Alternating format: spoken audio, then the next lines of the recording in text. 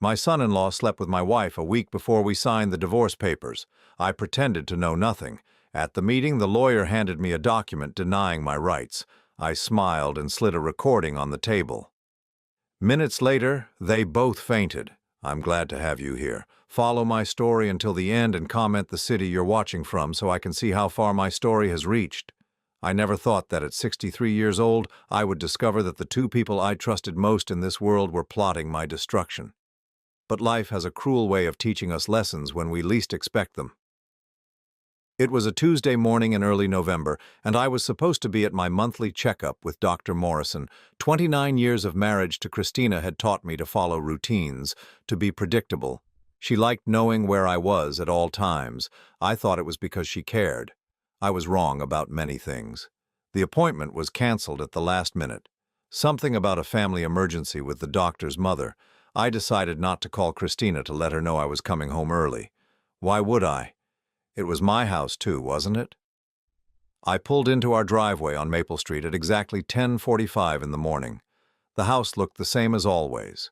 White shutters, red brick, the oak tree that Stephanie and I planted when she was 8 years old. Everything normal, everything peaceful. I should have known that peace was about to shatter.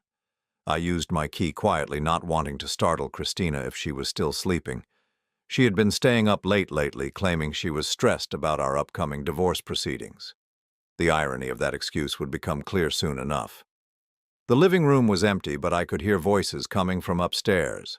Christina's voice and another voice I knew all too well. James, my son-in-law-to-be, the man who was supposed to marry my daughter Stephanie in 6 months. I stood at the bottom of the stairs, my hand gripping the wooden railing. I should have announced myself. I should have called out. Instead, something made me listen. "Are you sure William won't come back early?" That was James' voice, hushed, but clear. "He's predictable as clockwork. Doctor's appointment, then lunch at that diner on 5th Street. We have at least 3 hours. Christina's voice carried a lightness I hadn't heard in years. 3 hours. 3 hours for what? I climbed the stairs slowly, each step careful and silent. 30 years of living in this house had taught me which boards creaked. The voices grew clearer as I reached the landing. "What about Stephanie? She still thinks we're getting married in June." James sounded almost amused. "Poor thing has no idea. She's so trusting, just like her father used to be." Christina laughed, a sound that cut through me like broken glass. "Once the divorce is final, we'll have everything we need. The house, the investments, everything William worked for his entire life." I pressed myself against the wall outside our bedroom door, my heart hammering so hard I was afraid they would hear it. "And the inheritance Stephanie is supposed to get?" James asked. "What inheritance? By the time we're done, there won't be anything left for her to inherit. William will be lucky to keep his car." Christina's voice was cold, calculating. "You're playing your part perfectly, honey. She adores you. It's not hard. She's desperate to please everyone, makes her easy to manipulate." James paused. "Are you sure your lawyer can make those documents stick? The ones that give William almost nothing?" "Robert owes me favors. He'll make sure William signs everything without reading the fine print. Men his age get overwhelmed by legal language. They just want it to be over." I stood there in my own hallway, listening to my wife of 29 years and my daughter's fiancé plan my destruction with the casual tone of people discussing the weather. The woman I had shared a bed with, raised a child with, built a life with, was conspiring to steal everything from me and my daughter. But it wasn't just about the money. It was about Stephanie, my beautiful, trusting daughter who believed she had found love with a man who was using her as a pawn in his game with my wife. "When should we tell her about us?" James asked. "After the wedding. We'll wait a few months, then I'll file for divorce from William. You'll find some excuse to leave Stephanie, and then we can be together openly. By then we'll have control of everything." I heard movement from inside the room, the sound of footsteps on carpet. I moved quickly but silently down the hallway, slipping into the guest bathroom and closing the door just as our bedroom door opened. I sat on the edge of the bathtub, my hands shaking, not from fear but from rage. And something else. something colder. Determination. I heard James leave 20 minutes later, his car engine starting and fading down the street. I waited another 10 minutes before flushing the toilet and running the water, creating the sounds of normal bathroom use. When I came downstairs, Christina was in the kitchen, humming while she loaded the dishwasher. She looked up when she saw me, her face immediately shifting into the mask of the suffering wife she had been wearing for months. "You're back early," she said, but there was a slight edge to her voice. "Doctor had to cancel. Family emergency." I kept my voice level, normal. "What have you been up to?" "Just cleaning, organizing. You know how I get when I'm stressed." She closed the dishwasher and turned to face me. "Have you thought any more about the settlement papers? Robert really thinks we should sign them next Friday." I looked at her face, this woman I had loved for nearly 3 decades, and saw a stranger. How long had she been wearing this mask? How long had I been blind to who she really was? "I've been thinking about a lot of things," I said. She studied my expression for a moment, and I saw a flicker of something in her eyes. Suspicion? Worry? But then she smiled, the same smile that had once made me feel like the luckiest man alive. "Well, don't think too hard. You know stress isn't good for your blood pressure." I nodded and walked past her to my study. I closed the door and sat down at my desk, staring at the wall where pictures of our family hung. Christina and me on our wedding day. Stephanie's graduation from college, holidays, anniversaries, all the moments that had seemed to matter. I opened my desk drawer and pulled out a small digital recorder I had bought months ago for work meetings. I had never used it. I turned it over in my hands, thinking about the conversation I had just overheard. They wanted to play games. They wanted to destroy me and my daughter while pretending to love us. Fine. I could play games too. I had 1 week before we were scheduled to sign the divorce papers, 1 week to gather evidence, 1 week to protect my daughter from a man who saw her as nothing more than a stepping stone to her inheritance. I slipped the recorder into my pocket and made my first decision. I would not confront them. I would not give them the chance to change their strategy or cover their tracks. I would let them think they were winning. And when the time was right, when they felt most confident in their victory, I would show them exactly what happened to people who tried to destroy my family. I had been a fool for months, maybe years. But I wasn't a fool anymore. The game had begun, and they had no idea I was playing. The next 7 days became the longest week of my life. Not because time moved slowly, but because every moment required me to perform the role of a defeated husband while my mind burned with the knowledge of what was really happening in my own home. I became a ghost in my own life, invisible and watching. Wednesday morning, I watched Christina put on her makeup in our bathroom mirror. She hummed while she applied her lipstick, the same coral shade she had worn for years. I wondered how many times she had put on this same lipstick before meeting James. How many lies had those coral lips told me? "I'm having lunch with Margaret today," she said, not looking at me. "Wedding planning stuff for Stephanie." Margaret. Christina's sister, who lived 3 states away and rarely visited. I nodded and made the appropriate sound of acknowledgement, but I was already reaching for my phone to text Stephanie. The text I sent was simple. "How's the wedding planning going with Aunt Margaret?" Her response came back within minutes. "What lunch with Aunt Margaret? I thought she was traveling in Europe this month."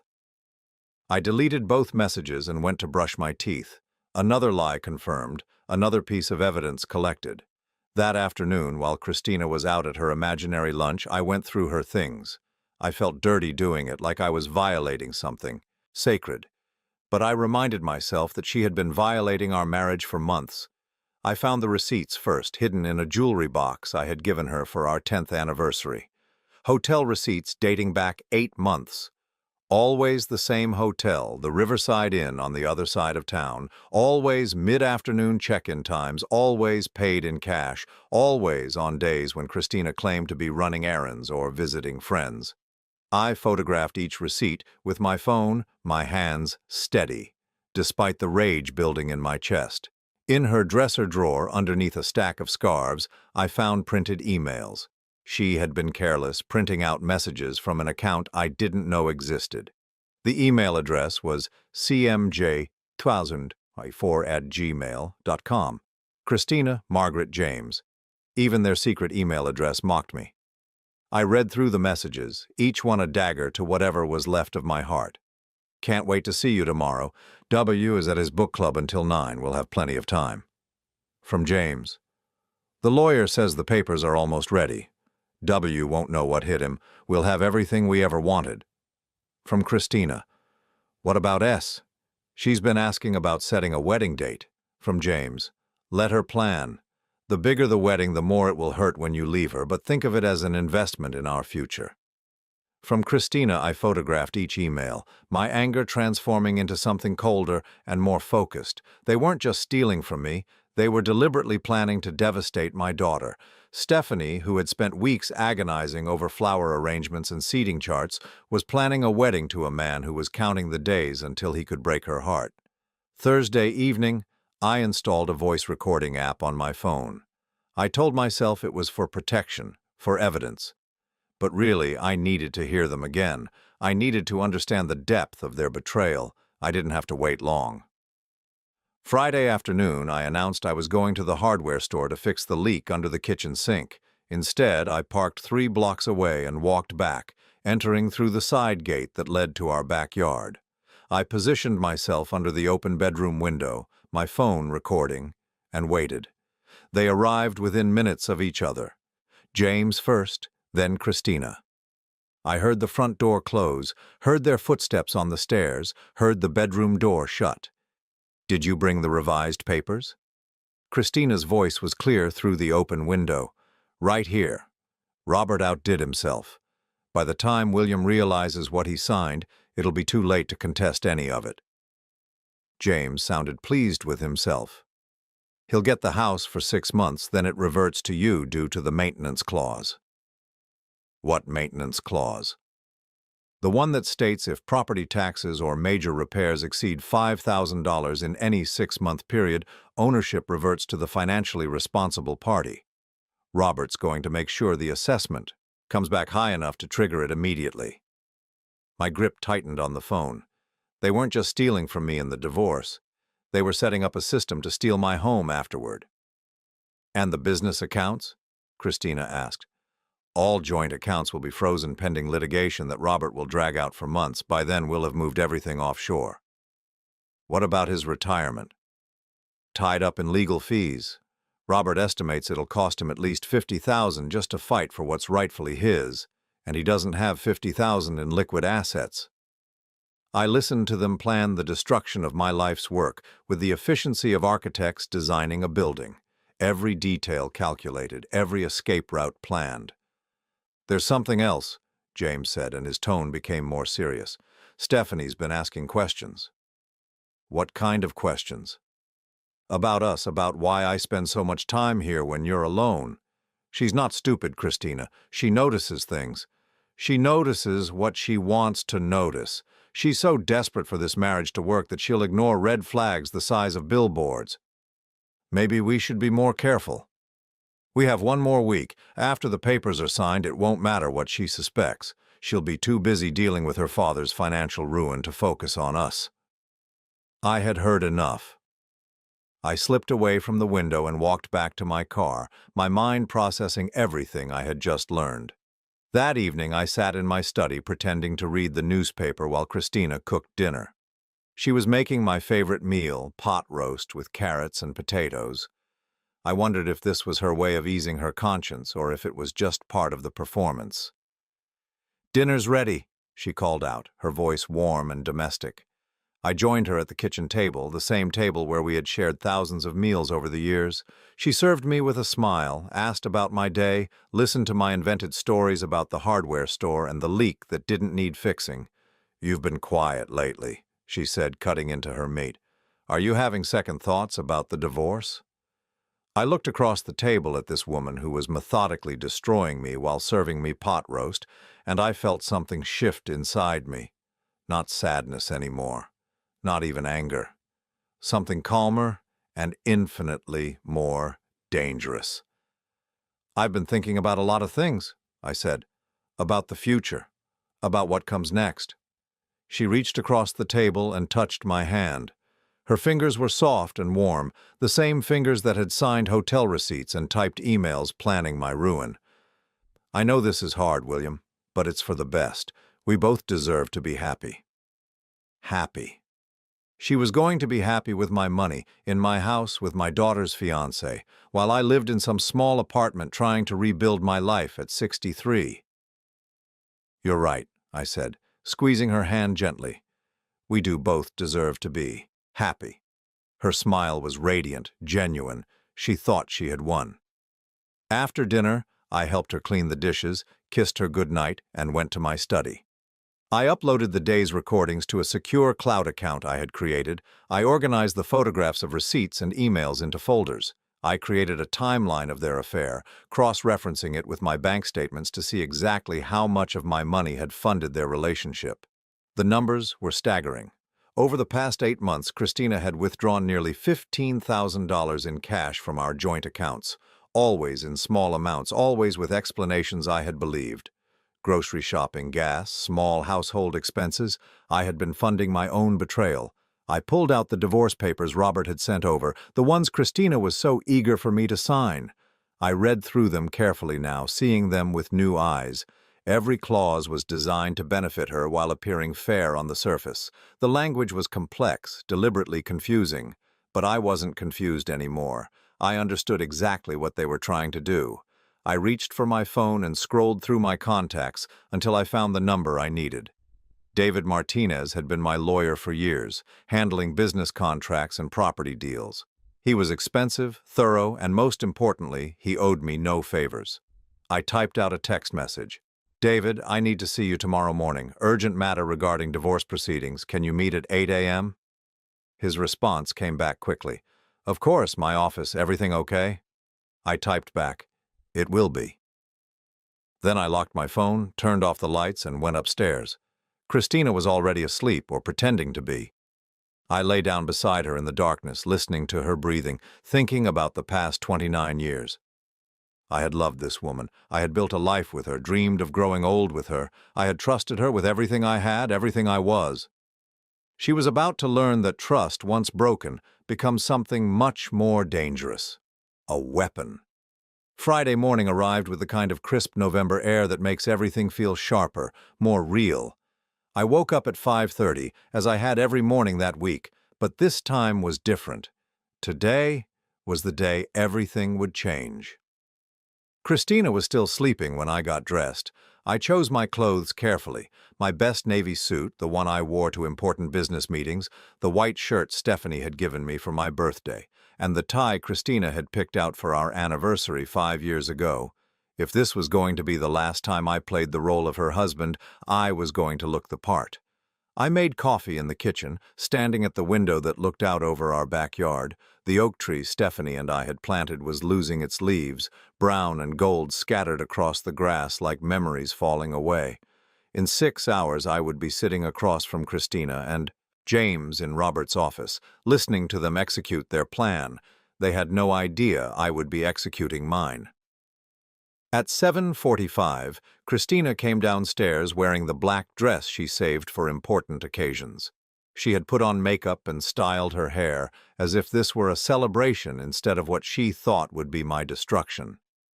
"Ready for today?" she asked, pouring herself coffee.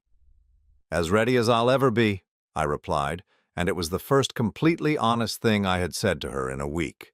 She squeezed my shoulder, a gesture that might have been comforting if I didn't know she had practiced it. "It'll be over soon, and we can both move on with our lives." Move on. Yes, we certainly would be doing that. We drove to Robert's office in separate cars.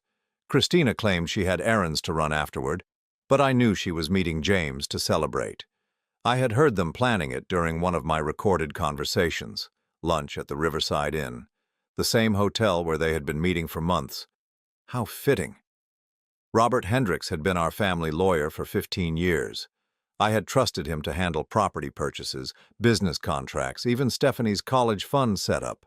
The fact that he had been bought by my wife was perhaps the most personally painful betrayal of all. Professional ethics meant nothing when Christina was involved, apparently. His office was on the 3rd floor of a downtown building that tried too hard to look impressive. Marble lobby, brass elevators, oil paintings of people who probably never existed. I arrived precisely at 9 o'clock, as scheduled. Christina was already there, sitting in the leather chair across from Robert's mahogany desk. She looked composed, confident she had dressed for victory. "William," Robert stood up when I entered, extending his hand with the same firm grip he had always used. "Please have a seat." I sat down next to Christina, close enough to smell her perfume. The same scent she had worn on our first date 31 years ago. Some details never change, even when everything else becomes a lie. "Before we begin," I said, pulling a small digital recorder from my jacket pocket and placing it on the desk, "I think there are some things we need to discuss." Christina's eyes flicked to the device, then back to my face. Something shifted in her expression, not quite fear, but a recognition that something was wrong. "William, what's that for?" Robert asked, his voice carefully neutral. "Insurance," I replied. "I want to make sure everyone understands exactly what's happening here today." Robert shuffled the papers on his desk. "Well, as we discussed, these divorce papers represent a fair and equitable division of assets. Christina will retain the family home for 6 months to allow for a smooth transition, after which ownership will revert based on financial responsibility clauses." "Stop," I said quietly. Robert paused mid-sentence. Christina's hand tightened on her purse. I said, "Stop." I reached into my jacket and pulled out a second device, identical to the first. "You see, Robert, I've been doing my own research this week, learning about financial responsibility clauses that don't exist in standard divorce agreements, learning about assessment schedules that can be manipulated, learning about a lot of things." The room went very quiet. Christina's breathing had changed, becoming shallow and quick. "William, I'm not sure what you're implying," Robert began, but I held up my hand. "I'm not implying anything, I'm stating facts." I pressed play on the second recorder. James' voice filled the room, clear and unmistakable. "Robert outdid himself. By the time William realizes what he signed, it'll be too late to contest any of it. He'll get the house for 6 months, then it reverts to you due to the maintenance clause." Christina went very still. Robert's face lost all color. The recording continued. "The one that states if property taxes or major repairs exceed $5,000 in any 6-month period, ownership reverts to the financially responsible party. Robert's going to make sure the assessment comes back high enough to trigger it immediately." "Turn that off," Christina whispered. But I didn't turn it off. I let it play. I let them hear Christina's voice discussing how they would move money offshore, how they would tie up my retirement in legal fees, how they planned to destroy Stephanie's trust in love itself. When the recording ended, the silence in the room was deafening. Robert cleared his throat, his voice unsteady. "William, I can explain." "Can you?" I looked at him calmly. "Can you explain how a lawyer I've trusted for 15 years conspired to defraud me? Can you explain how you violated every ethical standard of your profession for a woman who's been stealing from me for months?" Christina finally spoke, her voice thin and sharp. "You've been spying on me." "I've been protecting myself."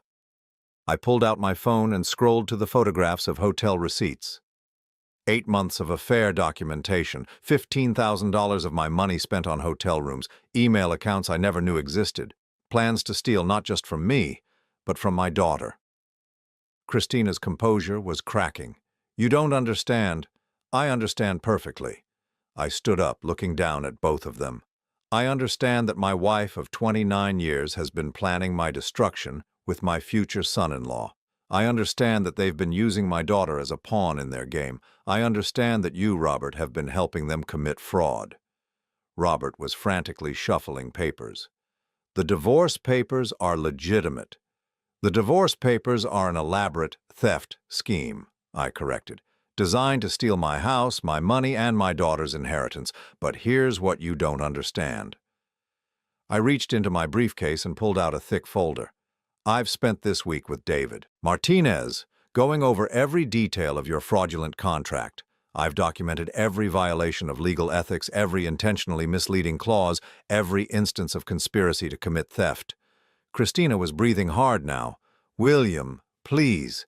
Please what? Please let you destroy me? Please let you break my daughter's heart for money? Please pretend I never heard you and James laughing about how easy it would be to manipulate her? I opened the folder and spread the contents across Robert's desk. Bank statements showing Christina's cash withdrawals, photographs of hotel receipts, printed emails from the CMJ 2024 account, phone records showing calls between Christina and James going back 8 months. "This is everything," I said. "Every lie, every theft, every betrayal, all documented, all legally admissible." Robert was staring at the evidence spread across his desk. "William, if we could just..." "Just what? Negotiate? There's nothing to negotiate." I pulled out one final document from the folder. "These are the real divorce papers, prepared by a real lawyer who doesn't accept bribes from cheating wives. Christina gets nothing. The house remains mine. The joint accounts are frozen pending investigation of theft, and you, Robert, get to explain to the State Bar Association why you conspired to commit fraud against your own client." Christina shot to her feet, her chair scraping against the floor. "You can't do this. We can fight this." "With what money? Your legal defense will cost more than you could steal from me. And that assumes you can find a lawyer willing to represent someone facing criminal charges for conspiracy and theft." The color drained from her face. "Criminal charges?" I nodded toward the evidence on the desk. $15,000 in documented theft. Conspiracy to commit fraud. Email evidence of planning to steal my daughter's inheritance. Yes, Christina, criminal charges. Robert was frantically gathering papers, as if organizing his desk could somehow organize the disaster his life had just become. "William, surely we can reach some kind of agreement. The only agreement I'm interested in is your resignation from this case and your cooperation with the investigation into your conduct." I looked at both of them. "You wanted to play games with my life. Now you get to live with the consequences." Christina sank back into her chair, her perfect composure finally shattered. "What about James? What about Stephanie? What about them?" I gathered my evidence back into the folder. "James is going to have to explain to my daughter why their engagement is over, and then he's going to disappear from our lives forever, or he'll join you in facing criminal charges." "She'll never forgive you," Christina whispered. "For what? For protecting her from a man who was planning to break her heart for money? For saving her inheritance from thieves? For preventing her from marrying someone who thought she was nothing more than a useful fool?" I shook my head. "She'll thank me when she understands what you were really planning."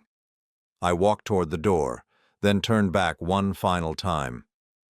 "You have 24 hours to remove your belongings from my house. After that, anything left behind becomes evidence in your theft case." Robert started to stand.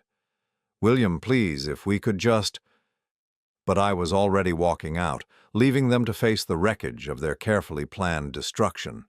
In the elevator, I allowed myself one moment of satisfaction. They had planned my humiliation, my financial ruin, my daughter's heartbreak. They had counted on my weakness, my trust, my love. They had forgotten that sometimes love becomes the most dangerous weapon of all.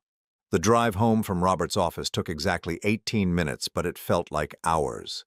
My hands were steady on the steering wheel, my breathing calm, but my mind was racing through everything that had just happened. Christina and Robert sitting in stunned silence as their carefully constructed fraud collapsed around them. The look of absolute shock when they realized I had been 3 steps ahead of them the entire time. But I wasn't done, not even close. I pulled into my driveway and sat in the car for a moment, looking at the house that Christina had planned to steal from me.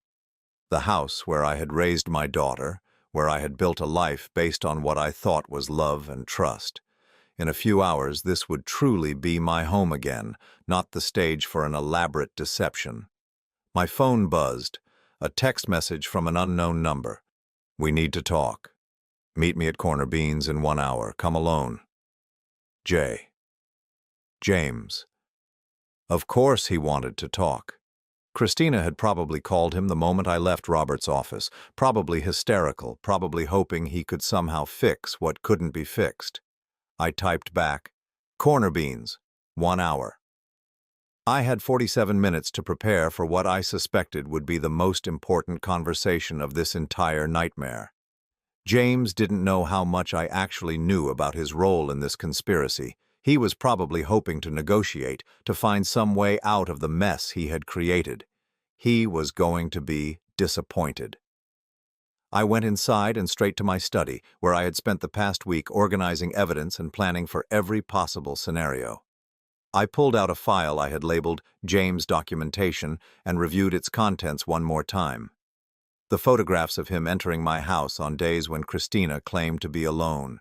The bank records showing that Christina's cash withdrawals always coincided with his visits. The printed emails where they discussed not just their affair, but their detailed plans for after the divorce. But the most damaging evidence was in the recordings from Wednesday evening, when I had hidden in the garden shed and listened to them through the open kitchen window. They had been drinking wine, celebrating what they thought was their imminent victory, and their conversation had revealed the true scope of their conspiracy. I transferred the most incriminating recording to my phone and checked the battery level. 97%.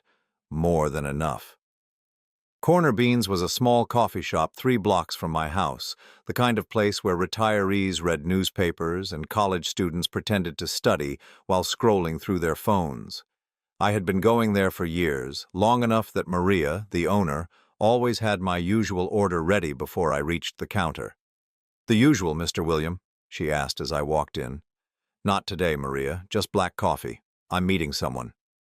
She nodded and poured coffee into a large ceramic mug. "Everything okay? You look like you've had a long day."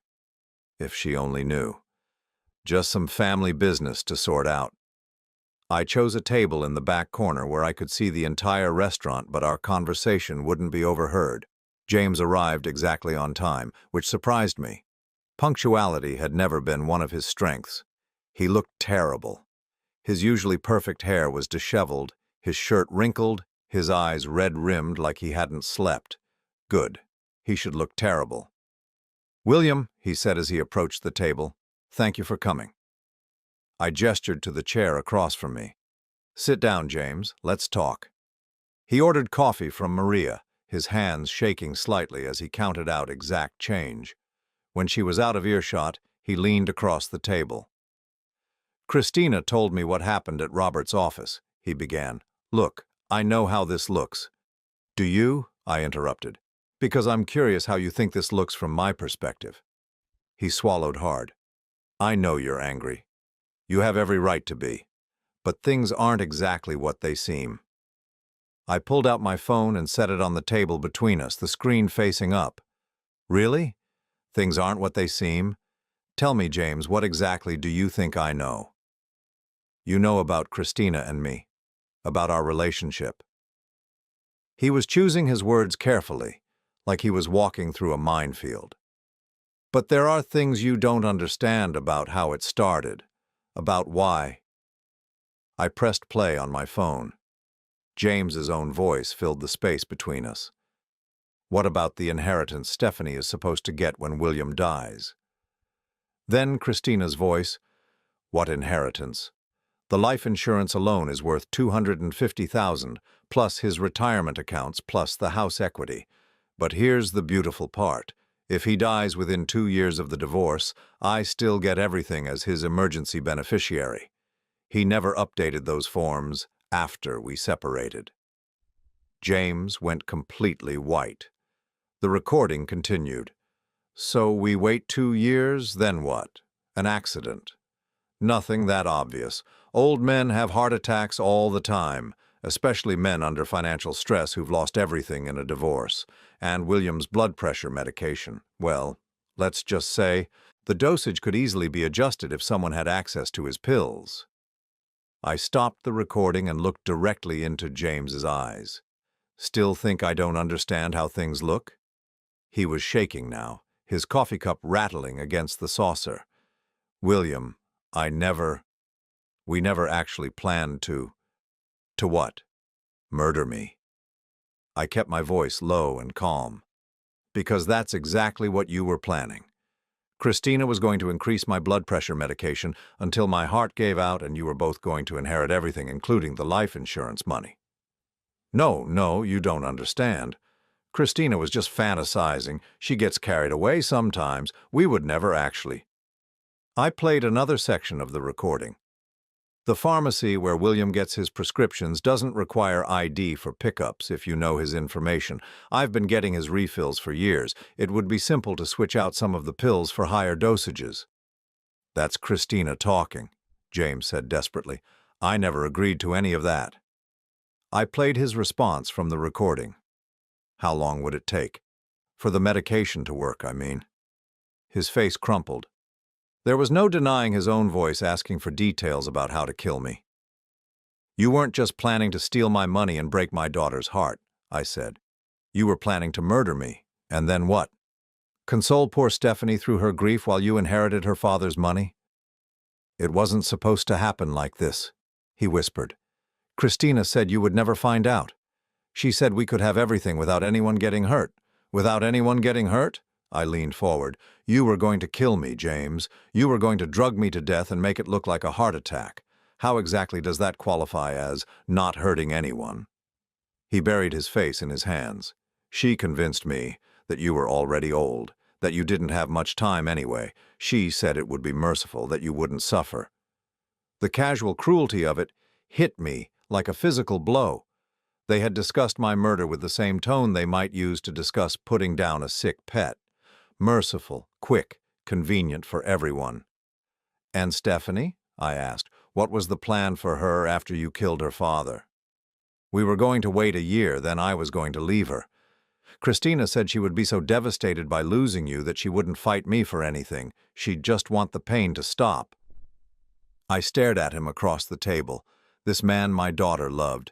This man who had sat at my dinner table, who had called me Dad in moments when he thought no one else was listening. He had been planning to murder me and destroy my daughter simultaneously. How long? I asked. How long have you been planning this? Since last Christmas, he admitted. Christina approached me first. She said Stephanie had talked about how much money you had saved, about the life insurance, about the house value. She said it was a shame that money would be wasted on an old man who didn't even appreciate what he had. And you agreed to seduce my daughter for money? It started as just information gathering. Christina wanted to know about your finances, your habits, your health. But then we started spending time together, and one thing led to another. You fell in love with my wife while lying to my daughter. I know how it sounds, he said miserably. But Christina made it seem so logical. She said you were already planning to divorce her anyway, that this would just speed up the inevitable. I pulled out the folder of evidence I had brought and spread some of the photographs across the table. Pictures of him entering my house, receipts from their hotel meetings, printed emails discussing their plans. The inevitable, I repeated. Is that what you call conspiracy to commit murder? He stared at the evidence, his shoulders sagging with defeat. What do you want, William? Money? I'll disappear from Stephanie's life. I'll never contact any of you again. Just please don't go to the police. What I want, I said, standing up from the table, is for you to understand something very important. You tried to destroy my family. You tried to murder me. You tried to steal my daughter's inheritance and break her heart, and you thought you could get away with it because you believed I was weak. I gathered the photographs and put them back in the folder. But here's what you didn't count on. I'm not just Stephanie's father. I'm a man who has spent his entire life working, saving, planning for his daughter's future. And when someone threatens my daughter's future, I become very dangerous. I pulled out a business card and placed it on the table in front of him. That's Detective Maria Santos with the Fraud Division. She's expecting your call within 24 hours. You're going to tell her everything, every detail of your conspiracy with Christina, every conversation about murdering me, every plan to steal from my daughter. And if I don't, then she'll arrest you anyway, but the charges will be much more severe. Right now, you're looking at conspiracy to commit fraud and conspiracy to commit murder. If you cooperate, you might avoid the death penalty. James picked up the business card with trembling fingers. What about Christina? Christina made her choice when she decided to turn my marriage into a murder plot. She'll face the same charges you do. I walked toward the door, then turned back one final time. Oh, and James, when you call my daughter to end your engagement, you will not tell her the real reason. You will simply say that you've realized you're not ready for marriage. You will not blame her. You will not make her feel guilty, and you will disappear from her life completely. Because if you hurt her any more than you already have, I will make sure the rest of your life is very, very unpleasant. I left him sitting at that table, staring at Detective Santos's business card and contemplating the wreckage of the life he thought he was going to steal. Outside, I called Stephanie. "Hi, Dad," she answered on the second ring, her voice bright and happy. "How did the meeting go today?" "It went exactly as planned," I said. "Honey, I need you to come over to the house tonight. There are some things we need to discuss." "Is everything okay?" I looked back through the window of corner beans, where James was still sitting with his head in his hands. "Everything is going to be fine," I told my daughter. "Finally." Stephanie arrived at 7:30 that evening, exactly when I had asked her to come. I watched her pull into the driveway from my study window, noting how she took a moment to check her reflection in the rearview mirror before getting out of her car. She was nervous. She had sensed something in my voice during our phone call, that subtle tension that children learn to recognize in their parents no matter how old they become. I met her at the front door, and for a moment I just looked at her. My daughter, 32 years old, beautiful, intelligent, trusting. She was wearing the blue sweater I had given her for her birthday and the engagement ring that James had chosen with my wife's help. How many layers of deception were wrapped around that simple piece of jewelry. "Dad, you're scaring me," she said, stepping inside and giving me a hug. "You look like someone died." In a way, someone had. The family she thought she knew had died today in Robert's office. "Come sit down, sweetheart," I said, leading her to the living room. "We need to talk." She settled onto the couch, the same couch where she had told me about James 2 years ago, where she had excitedly shown me her engagement ring 6 months ago, where she had spent countless hours as a child watching cartoons and doing homework. So many memories in this room. Soon, there would be one more.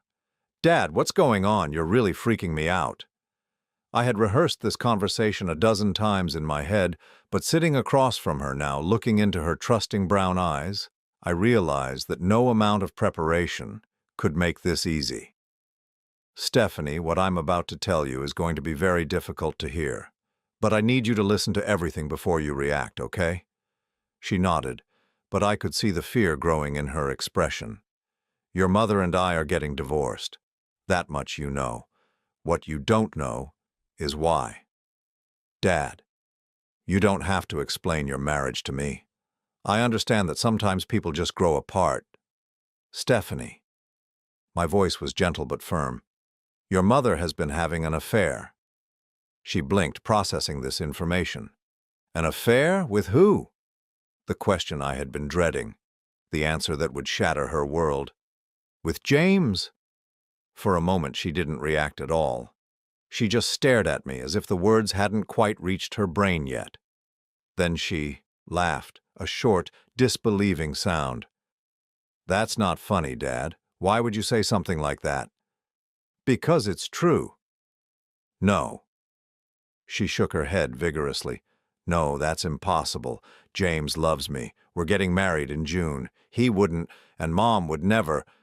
Her voice trailed off as she saw the expression on my face. I pulled out my phone and opened the first recording. "I'm going to play something for you, and I need you to listen carefully." Christina's voice filled the room. "Poor thing has no idea. She's so trusting, just like her father used to be. Once the divorce is final, we'll have everything we need." Then James. "And the inheritance Stephanie is supposed to get?" "What inheritance? By the time we're done, there won't be anything left for her to inherit." Stephanie's face went completely white. She pressed her hands against her ears. "Stop. Stop it. That's not real. That's not them." But I didn't stop. I played the conversation about using her for financial information. I played their discussion of waiting until after the wedding to reveal their relationship. I played James, calling her desperate to please everyone and easy to manipulate. When the recording ended, Stephanie was crying silently, tears streaming down her face without sound. "There's more," I said quietly. "Much more." I played the recording from Wednesday night, the one where they discussed my murder. I watched my daughter's face change from heartbreak to horror as she listened to the man she loved discussing the best way to kill her father. When that recording ended, she bolted from the couch and ran to the bathroom. I could hear her being sick, retching violently. I waited, giving her time to process what she had just learned. She came back 15 minutes later, her face blotchy and red, her hands shaking. "How long have you known?" she whispered. 1 week. "I discovered their affair last Tuesday." 1 week. She wiped her nose with a tissue.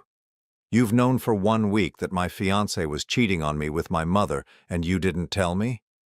"I needed evidence. I needed to protect you from what they were really planning." "Protect me?"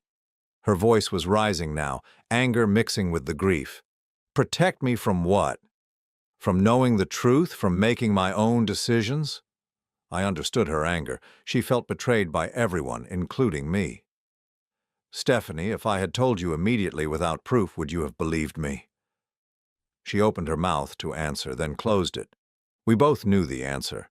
She would have thought I was trying to sabotage her relationship out of spite or jealousy. "They were planning to steal your inheritance," I continued. "Not just the money from the divorce, but everything. They wanted to murder me and take the life insurance money, the house, everything I've saved for your future." "Murder you?" She looked up at me with red-rimmed eyes. "They were actually planning to kill you?" I nodded. "Christina was going to tamper with my blood pressure medication, make it look like a heart attack." Stephanie buried her face in her hands. "I don't understand. How could Mom do this? How could James do this? I thought he loved me." The pain in her voice was unbearable.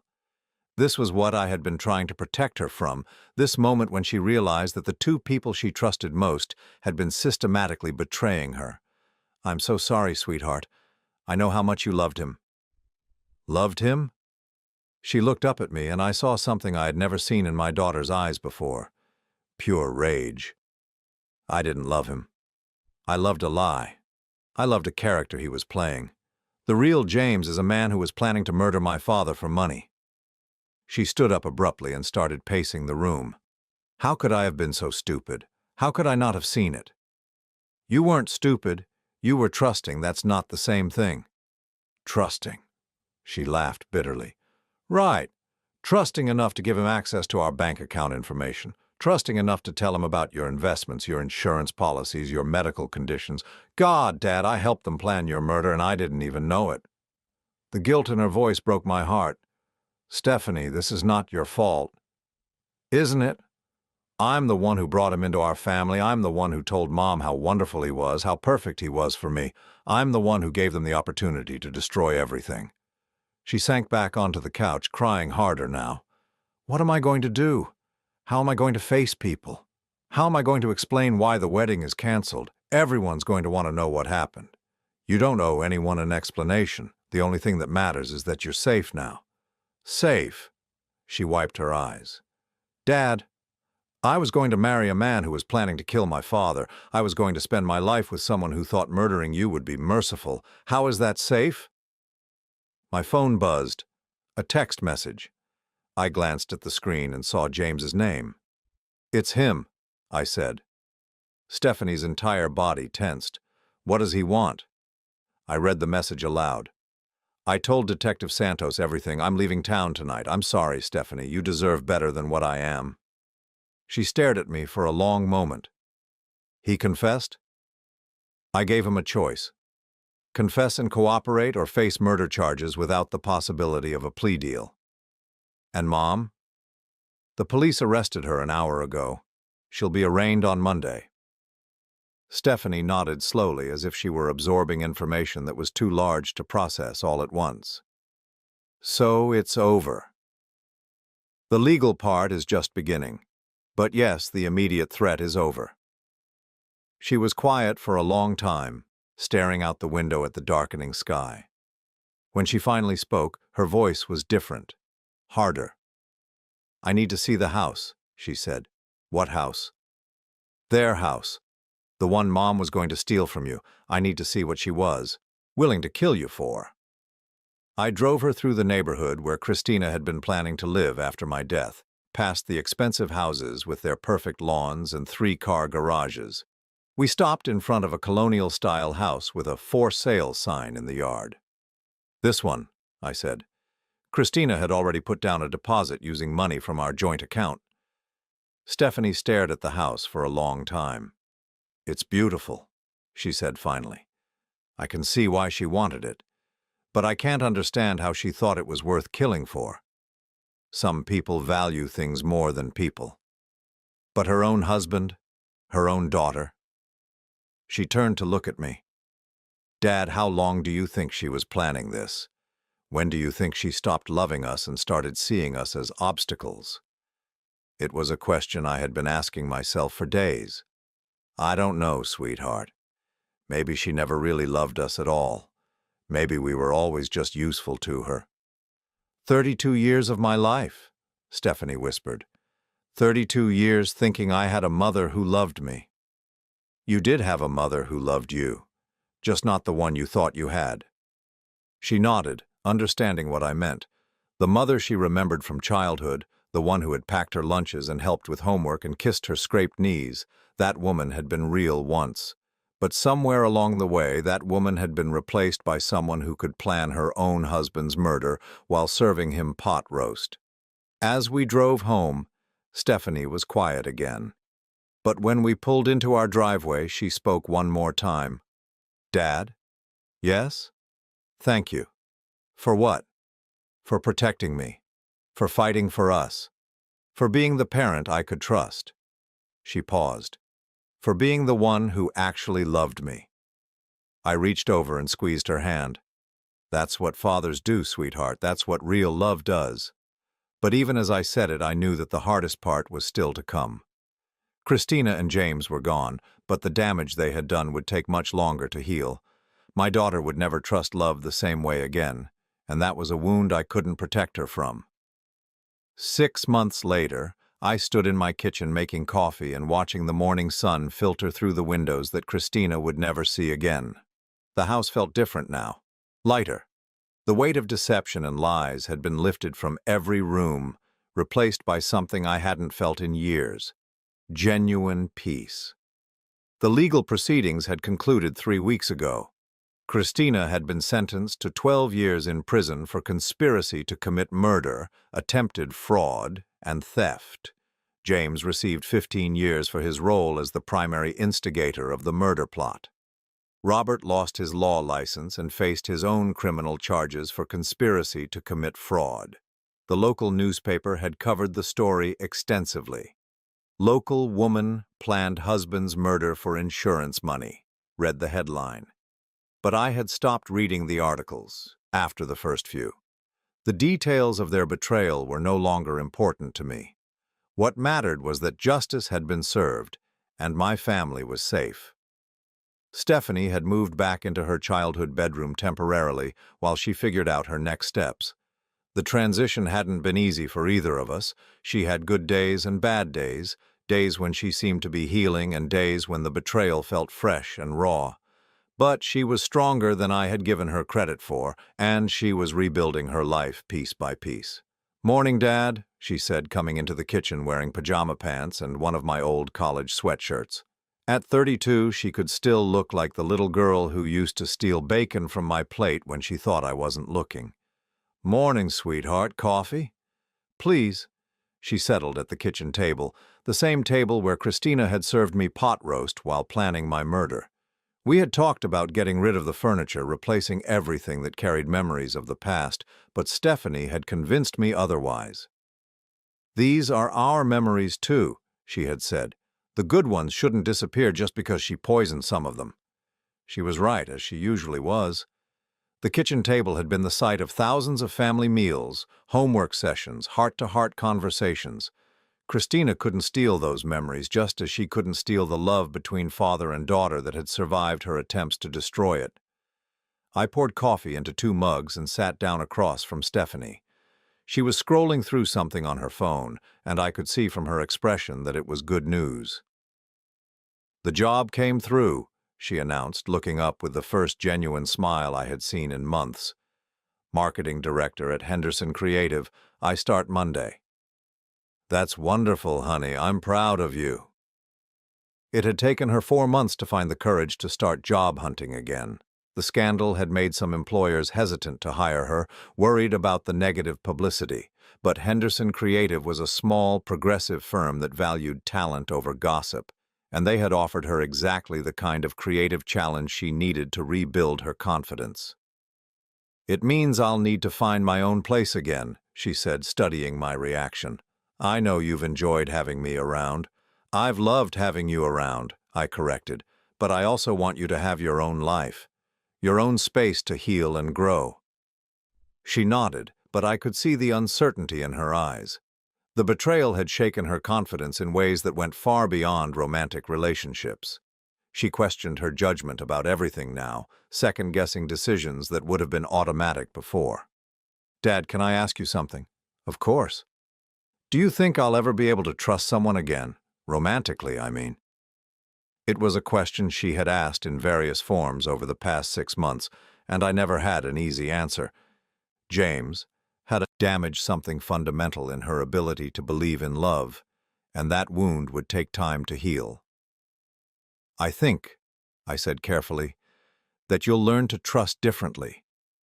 You'll be more careful, more observant. You'll look for consistency between words and actions, and that's not necessarily a bad thing.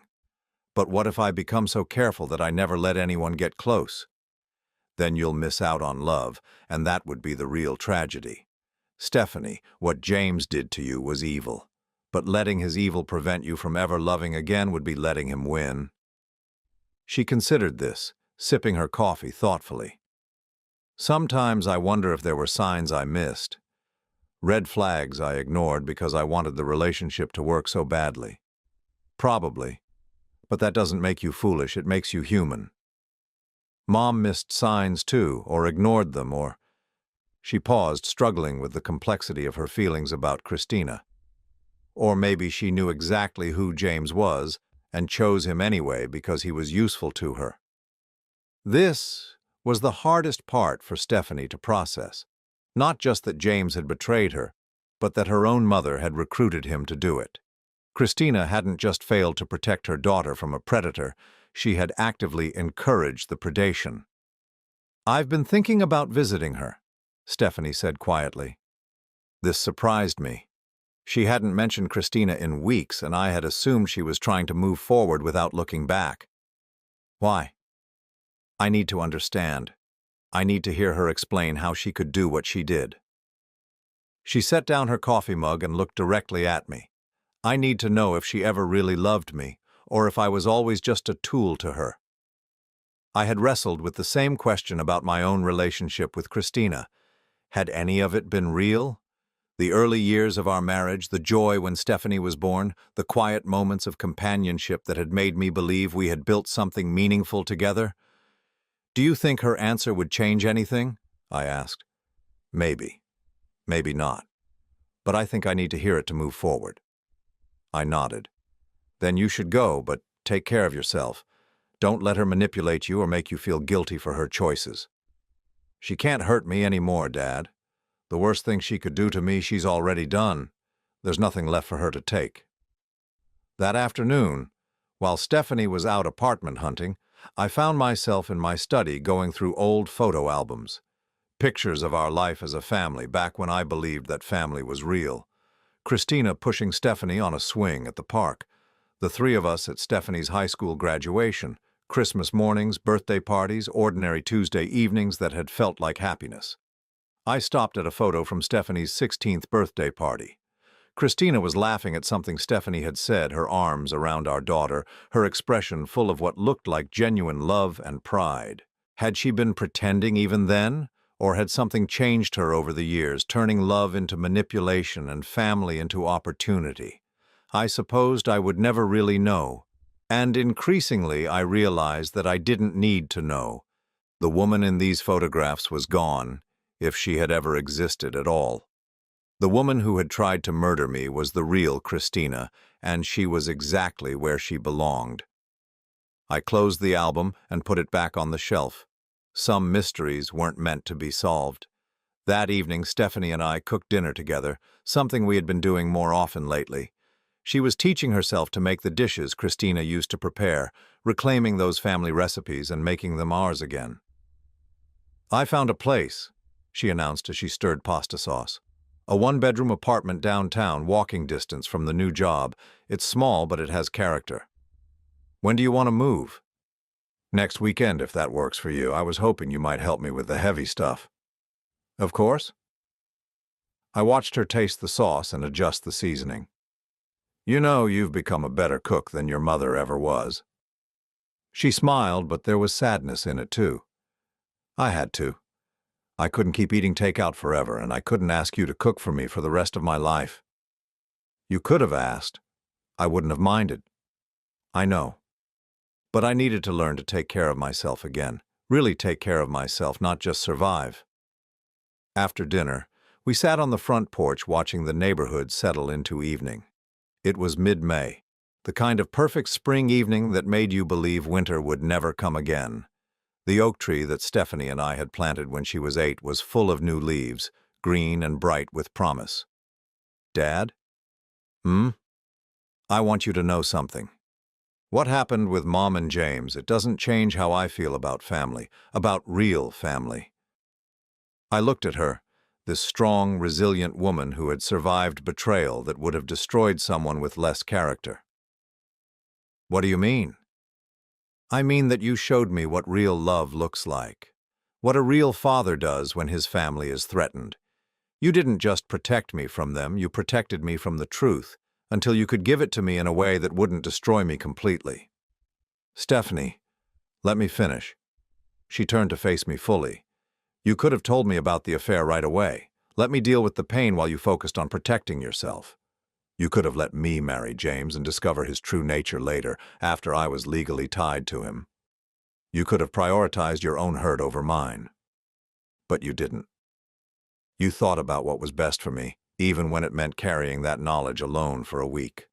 I felt my throat tighten with emotion. "You're my daughter. Protecting you is what I do." "And that's exactly my point. That's what real love looks like. Not the fake devotion James showed me. Not the twisted manipulation Mom called motherhood. Real love protects, real love sacrifices, real love fights for what matters." We sat in comfortable silence as darkness settled around us. Somewhere down the street, children were playing in a yard, their laughter carrying on the warm air. Normal sounds of normal families living normal lives. "I think I'm going to be okay," Stephanie said eventually. "I know you are." "And I think you are too." I considered this. For the first time in months, maybe years, I felt genuinely content. Not happy in the way that depends on external circumstances, but peaceful in a way that comes from within. I had faced the worst betrayal imaginable and emerged intact. I had protected my daughter and preserved our family, even though that family now consisted of just the two of us. "Yeah," I said. "I think I am." Later that night, after Stephanie had gone to bed, I stood in my bedroom looking out at the backyard where I had hidden and recorded Christina and James planning my murder. The garden shed was still there, but I no longer saw it as the place where I learned about their betrayal.